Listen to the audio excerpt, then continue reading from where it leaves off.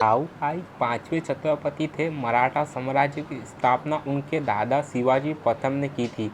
उनका जन्म भोसले परिवार में हुआ था और वह संभाजी के पुत्र थे। येसुबाई कम उम्र में उन्हें मुगल सम्राट औरंगजेब ने रायगढ़ की घेरबंदी में हिरासत में ले लिया था और मुगलों द्वारा बंदी बना लिया गया।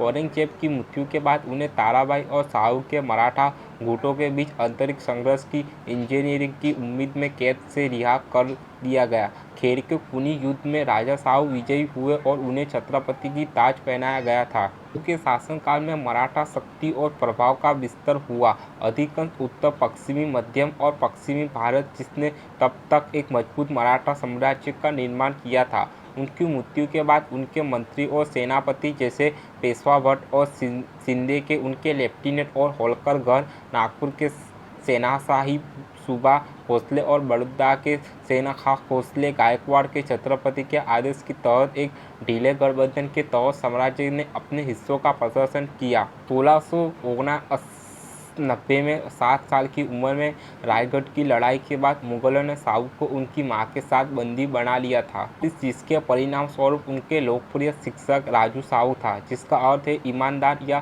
संत राजा। शिवाजी प्रथम औरंगजेब शाहू, जिसका असली नाम शिवाजी था, को सावा या साधु शिवाजी मानता था।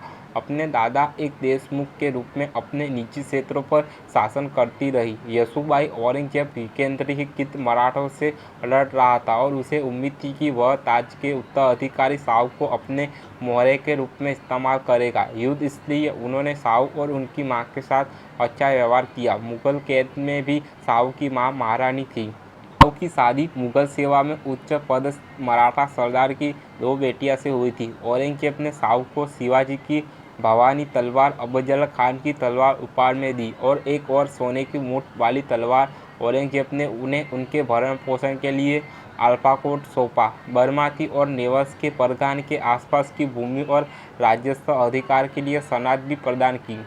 1707 में औरंगजेब की मृत्यु के बाद उसके एक बेटे राजकुमार आजम शाह ने मराठों के बीच अतिरिक्त संघर्ष शुरू करने की आशा में शाहू को रिहा कर दिया और मुगल सिंहासन के लिए अपने उत्तराधिकारी की लड़ाई के लिए शाहू को भी अपने पक्ष में करना।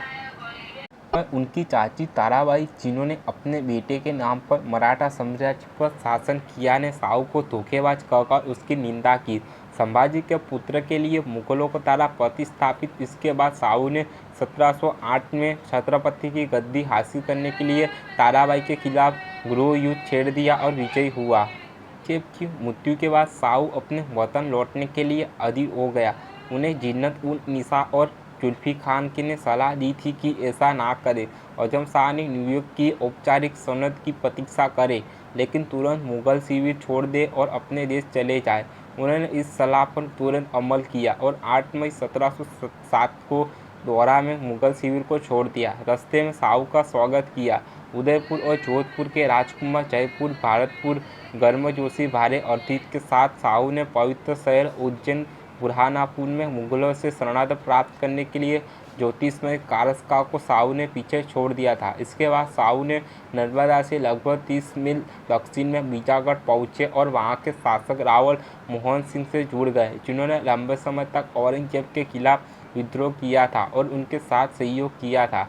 मराठा मोहन सिंह शाहू के हित का समर्थन करने वाले और उन्हें सेना तथा धन से मदद करने वाले पहले व्यक्ति थे। बीजागढ़ के शाहू सुल्तानपुर के लिए आगे बढ़े, जहां उनके साथ अमृतराव कदमबांदे, लमकानी के रावल सुधांजय सिंह वकीला, पुरंदरे जैसे कई मराठा प्रमुख शामिल हुए और अन्य ब्राह्मण परिवार